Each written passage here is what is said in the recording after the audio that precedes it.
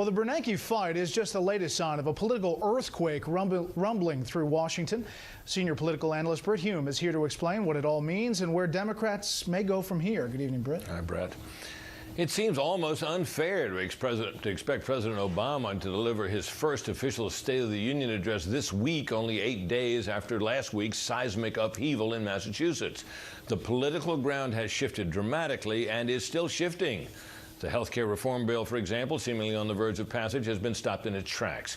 Vice President Biden's son, Beau, has suddenly decided not to run for his father's old Senate seat. Democratic Congressman Barry of Arkansas says he's retiring. The great political handicapper Charlie Cook is busy rewriting his odds on House races, and today alone found 15 Democratic seats more vulnerable than before.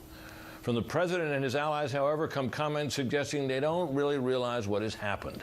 The president says the anger felt by voters in Massachusetts is the same sentiment that elected him.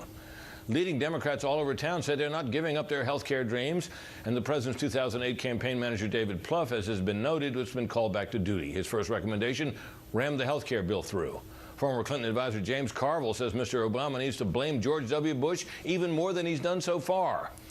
What the president may need as he prepares to make his big speech is to listen to the advice of Albert Einstein, who famously said that doing the same thing over and over and expecting a different result is the definition of insanity. Brett? Britt, if that's the case, what do you make of the president telling ABC that he's determined to push forward on health care reform? He says, quote, "I'd rather be a really good one-term president than a mediocre two-term president." At the moment, I think he ought to concern himself with the danger of being neither. After all, if he doesn't improve his political fortunes, gain some traction with the public, he's not going to be able to do great things of the kind that he wants, and he's not going to get reelected either. Okay, Britt, thanks. You bet.